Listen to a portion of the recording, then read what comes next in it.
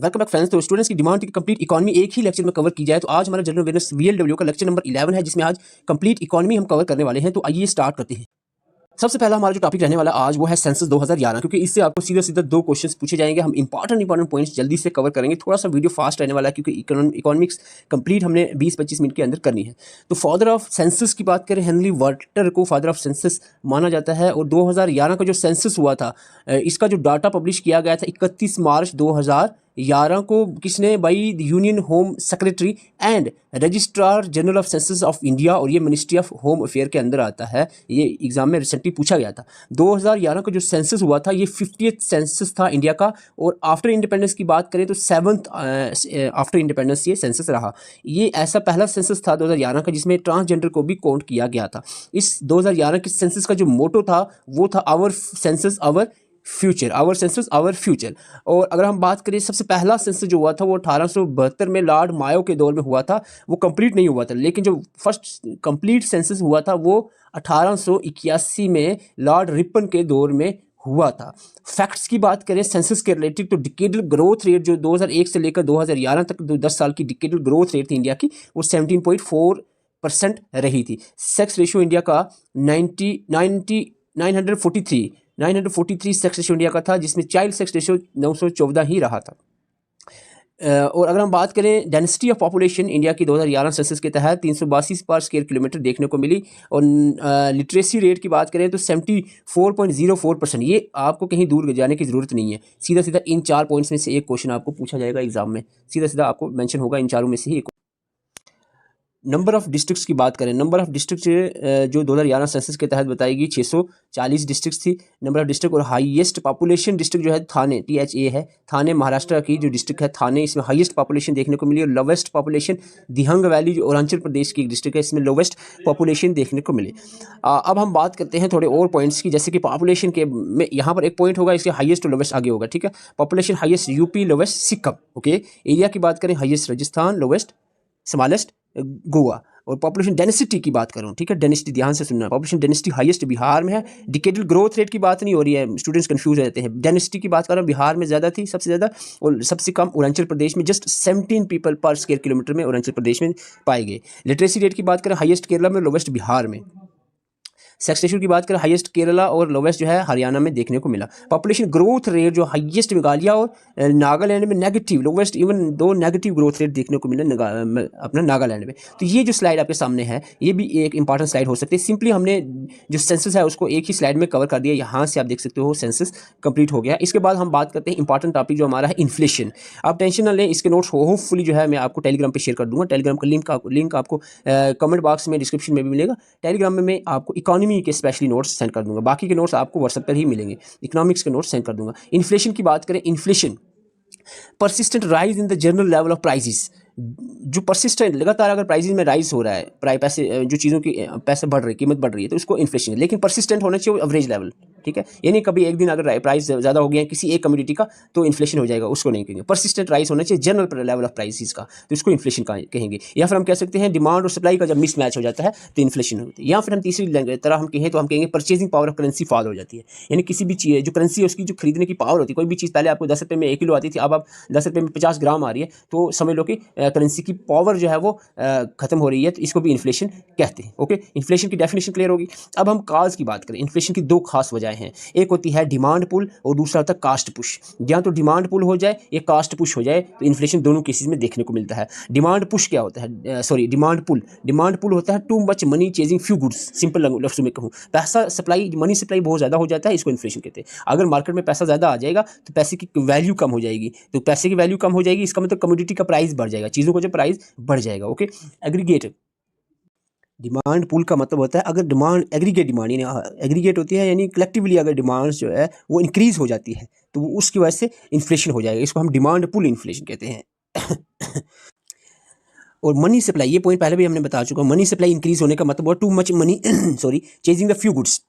Market में पैसा ज़्यादा हो जाता है ना तो वैल्यू नहीं रहती। अगर दूसरी तरफ हम कास्ट पुश की तरफ देखिए तो रॉ मटेरियल कास्ट अगर इंक्रीज हो जाती है, देखो अब ये होता है कास्ट का बढ़ जाना, एक होता है डिमांड का बढ़ जाना, एक होता है कास्ट का बढ़ जाना, ठीक है। कास्ट का कैसे बढ़ेगा, पुश होगी, कास्ट पुश इन्फ्लेशन कैसे होगी, यानी रॉ मटेरियल का मतलब फैक्ट्री लेवल पे अगर मटेरियल की कास्ट, रॉ मटेरियल की जो फैक्ट्रीज हैं वो रॉ मटेरियल जो भी प्रोडक्ट बनाने के लिए रॉ मटेरियल लेती है उसकी कास्ट अगर बढ़ती है तो अल्टीमेटली जो प्रोडक्ट निकल कर आएगा उसकी कीमत भी बढ़ेगी, ठीक है। तो इन्फ्लेशन इस तरह से भी होती है। फैक्टर पेमेंट अगर इंक्रीज हो जाए, फैक्ट्रीज पे पेमेंट इंक्रीज हो जाए, जैसे कि रेंट बढ़ जाए, वेजेस बढ़ जाए, रॉ मटेरियल की पेमेंट बढ़ जाए तो डेफिनेटली इन्फ्लेशन हो जाएगी, प्राइसेस चीज़ों की कीमतें बढ़ जाएंगी, तो इसको कास्ट पुश इन्फ्लेशन कहते हैं। या फिर डिजास्टर आ जाए तो डेफिनेटली डिजास्टर आ जाएगा तो कुछ जैसे सपोज फसलें तबाह हो गई है, प्याज की फसल खत्म हो गई है, बिल्कुल कम प्याज बचा है तो डिमांड बहुत ज़्यादा है, तो डेफिनेटली प्राइस बढ़ाना ही पड़ेगा इन चीज़ों का ताकि लोग कम कम यूज़ करें। गुड्स एंड सर्विसेज ये उसी का कंटिन्यू में है, ये हमारा डिमांड पुल है, ये कास्ट पुश है, ठीक है।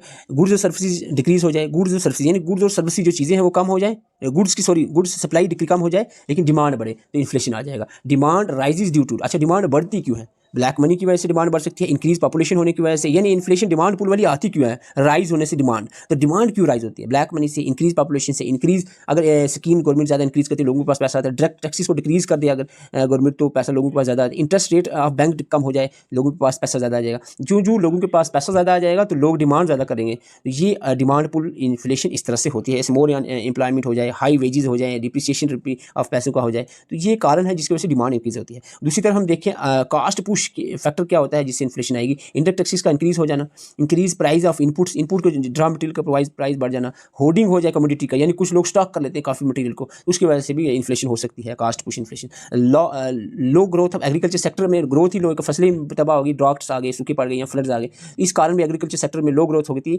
तो रॉ मटेरियल का प्राइस जो है प्राइस बढ़ जाता है जिसकी वजह से कास्ट पुश इन्फ्लेशन होती है। इंटरेस्ट रेट जो है अगर इंक्रीज बाय आरबीआई का इस तरह से रॉ मटेरियल की कीमत पे असर पड़ेगा। तो ये इन्फ्लेशन की दो टाइप्स थी, कुछ और चीज़ें इन्फ्लेशन के रिलेटेड देख लेते हैं।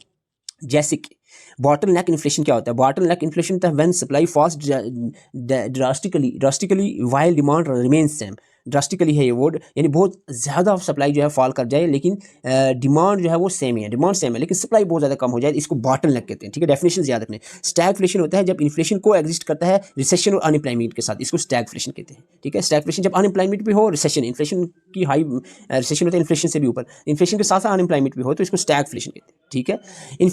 इन्फ्लेशनरी गैप नहीं होता ये, आई थिंक इन्फ्लेशनरी गैप होगा, inflationary gap actual aggregated demand exceeded level of the income, real GDP, real इसको हम कहेंगे रियल जीडीपी जब बढ़ जाती है पोटेंशियल जीडीपी से तो इसको इन्फ्लेशनरी गैप कहते हैं। इस गैप फ्लिप्स कर्व होता है, रिलेशन जो शो करे इन्फ्लेशन और अनएम्प्लॉयमेंट का, इसको फ्लिप्स कर्व कहा जाता है। इंपॉर्टेंट टर्म्स आपके सामने है, जो डायग्राम देख के आपको समझ आ जाएंगी ये सारी टर्में, डायग्राम से ये सारी टर्में, सॉरी डायग्राम शायद कट होगी, मैं देखता हूँ, ये डायग्राम है इन्फ्लेशन की। तो यहाँ पर अगर एक प्राइस का लेवल है ये बिल्कुल जीरो, ठीक है, अगर 4 तक प्राइस बढ़ता है 4 पॉइंट तक तो कोई टेंशन नहीं है, इसको इन्फ्लेशन नहीं मानेंगे, लेकिन उससे ज़्यादा बढ़ जाता है तो उसको क्रीपिंग, उससे ज़्यादा बढ़ता है तो walking, then running, then galloping, hyper inflation, जब बढ़ता ही जाता है इन्फ्लेशन, ठीक है। ये बढ़ना प्राइस का बढ़ना हुआ इन्फ्लेशन। अगर हम बात करें प्राइस का बढ़ के कम होना तो इसको डिसइन्फ्लेशन कहते हैं, यानी ये प्राइस में कमी तो नहीं आई, प्राइस में कमी तो नहीं आई लेकिन जो इन्फ्लेशन हुई थी वो इन्फ्लेशन फिर से कम हो जाती है, इसको डिसइन्फ्लेशन कहते हैं। लेकिन जब प्राइस कम हो जाए कमोडिटीज़ का उसको डीफ्लेशन क्या हुआ, जो नॉर्मल लेवल होता है प्राइस का उससे गिर जाना प्राइस इस चीज़ प्रोडक्ट्स का, उसको डिफ्लेशन या रिसेशन या डिप्रेशन भी कहते हैं। लेकिन प्राइस का इन्फ्लेशन जाकर वापस से आना उसको डिसइन्फ्लेशन कहते हैं, कंफ्यूज नहीं होना, ठीक है। नीचे गिरा है प्राइस लेवल प्रोडक्ट्स का फिर वापस से उठाया तो इसको री इन्फ्लेशन कहते हैं, री इन्फ्लेशन, ओके। तो ये डायग्राम से चीज़ों को समझने की कोशिश करना। देखो मेजरमेंट्स में इन्फ्लेशन की बात करें तो जनरली दो तरह से इन्फ्लेशन को मेजर किया जाता है, that is whole price index और consumer price index. Whole price index में it measures the changes of price of goods, इसको सिर्फ गुड्स की प्राइस की बात करेंगे यहाँ होल प्राइस इंडेक्स में, sold and traded in bulk by wholesaler, अब businessman other businessman, wholesaler businessman to other businessman जो ट्रेड करते हैं बेचते हैं सामान को, उसके प्राइस की हम बात करें, measure to changes the price in the जो होल सेल लेवल पे है, publish by the office of economic adviser ministry of commerce and industry के अंदर आता है ये। खास चीज़ इसके अंदर मैं बताऊंगा जो एग्जामिनेशन पॉइंट है उससे इंपॉर्टेंट है, जो होल सेल इंडेक्स के लिए यूज़ किया जाता है बेस ईयर वो होता है आपका 2011-12 का बेस ईयर लिया जाता है, this point is very important. और दूसरा पॉइंट हमने कहा यहाँ सिर्फ गुड्स की बात चले, कंज्यूमर प्राइस इंडेक्स में it measures the price changes of the perspective of retail buyers, दोनों का प्राइस यहाँ पर गुड्स और सर्विसेज का, such as goods services such यहाँ पर सॉरी यहाँ पर it is release by national statistical office NSO, release करता है कंज्यूमर प्राइस इंडेक्स का data. CPI calculate the difference of price commodities के प्राइस और services also, services like food medical care education etcetera which Indian consumers buy for use. Base year इसके लिए जो लिया जाता है CPI के लिए वो 2012 है, ठीक है। होल प्राइस इंडेक्स के लिए 2011-12 और कंज्यूमर प्राइस इंडेक्स के लिए 2012 बेस ईयर लिया जाता है। ये था इन्फ्लेशन के related. I hope you got this inflation के डाटा। अब हम बात करें बैंकिंग के रिलेटेड इंपॉर्टेंट पॉइंट, ज़्यादा लंबी कहानी नहीं छेड़ूंगा यहाँ पर। बैंकिंग की बात करें, सबसे पहला बैंक जो बना हिंदुस्तान का, बैंक ऑफ हिंदुस्तान, जो कि 1770 में first bank to be establish in India, Calcutta में एस्टेब्लिश हुआ था 1770 में, ठीक है, क्लियर है। उद कमर्शियल बैंक की बात करें 1881 में बना, ये फर्स्ट बैंक था विद लिमिटेड लाइबिलिटी के साथ। और Punjab national bank very important, जो लाहौर में बना, इंडिया में ही था जब पार्टीशन से पहले 1894 में। Punjab national bank first purely Indian bank ये बना है, first purely Indian bank Punjab national bank था। और बहुत इंपॉर्टेंट क्वेश्चन यहाँ पर बात करने वाला, इंपीरियल बैंक ऑफ इंडिया, जो कि 1921 में बना, इंपीरियल बैंक ऑफ इंडिया ये बना था अमलगमेशन यानी मिलने के साथ, तीन प्रेसिडेंसी बैंक्स को मिलाने के बाद इंपीरियल बैंक बना। कौन से बैंक थे? Bank of Bengal, bank of Bombay और बैंक ऑफ मद्रास। इन तीन बैंकों को मिलाकर इंपीरियल बैंक ऑफ इंडिया 1921 में बनाया गया। और खास करके याद रखना कि after taking over the government 1955 में इसको गवर्नमेंट ने अपने अंडर ले लिया और इस नाम इसका स्टेट बैंक ऑफ इंडिया रखा गया। अब जो SBI की बात, अब हर किसी का अकाउंट होता है SBI के अंदर, स्टेट बैंक ऑफ इंडिया, इसकी एस्टैब्लिशमेंट जो है 1921 में हुई थी और इसका नाम इंपीरियल बैंक ऑफ इंडिया था 1921 में। और 1955 में इसका नाम SBI रखा गया। SBI considered the oldest functional bank of India, oldest functional bank of India माना जाता है SBI को। रिजर्व बैंक ऑफ इंडिया की बात करें, RBI, जो कि इन सभी बैंक्स का हेड है, तो सेंट्रल बैंक है ये। Reserve bank of India headquarter इसका मुंबई के अंदर है। इसको सेंट्रल बैंक ऑफ कंट्री का हद माना जाता है। एस्टैब्लिशमेंट इसकी 1935 में हिल्टन यंग कमीशन के तहत हुई थी। नेशनलाइज्ड ये 1949 में हुआ। तो ये nationalise, this point is very important, जो रिजर्व बैंक ऑफ इंडिया है नेशनलाइज 1949 में हुआ था। हालांकि 1935 में हिल्टन यंग कमीशन के तहत ही ये बना था। फर्स्ट गवर्नर जो बने थे ये थे स्मिथ, ये था मिस प्रिंट हुआ है शायद, स्मिथ कुछ पीछे था इसके। 1935 से 37 तक ये रहे हैं। फर्स्ट इंडियन गवर्नर जो थे CT देशमुख बने थे। और प्रेजेंट जो गवर्नर है RBI के वो शक्तिकांत दास हैं। 2023 की बात करें, प्रेजेंटली शक्तिकांत दास गवर्नर है। और आगे हम बात करें nationalise, this is very important banking के रिलेटेड। कुछ बैंक की नेशनलाइजेशन होती है। 14 बैंक जो है कमर्शियल बैंक्स वर नेशनलाइज 1969 में होते हैं। और 1980 में 6 मोर बैंक जो है प्राइवेट सेक्टर बैंक नेशनलाइज होते हैं। ये आपने याद रखना। 14 बैंक 1969 में और 80 में जो है 6 बैंक और जो है नेशनलाइज होते हैं। This is important. And the most important is 2019 में आप सबने सुना, बहुत बार क्वेश्चन पूछेगा ये, का फ्यू बैंक जो मर्ज हुए हैं अनदर बैंक्स में, जैसे कि कनारा बैंक जो है वो में सिंडिकेट बैंक जो है इसमें मर्ज हुआ है। और पंजाब नेशनल बैंक में आपके ओरिएंटेशन बैंक और United bank of India Punjab में आ गए हैं। बैंक ऑफ बड़ौदा के अंदर विजय बैंक और दीना बैंक जो है, ये क्वेश्चन पूछा गया था, बैंक ऑफ बड़ौदा में कौन से बैंक मर्ज हुए हैं? विजय बैंक और दीना बैंक। और यूनियन बैंक ऑफ इंडिया में आपके आंध्रा और कोऑपरेटिव बैंक जो है अब यूनियन बैंक ऑफ इंडिया के अंदर आ गए। इंडियन बैंक जो है इसके अंदर इलाहाबाद बैंक मर्ज हुआ है। तो ये 5 बैंक हैं जिनमें डिफरेंट बैंक्स मर्ज हुए हैं। ये एंकर बैंक है जिसमें सिंडिकेट बैंक कनारा बैंक में मर्ज हुआ है। तो ये आपने याद रखना है। तो यहाँ पर हमारे 2 टॉपिक हो जाते हैं कंप्लीट।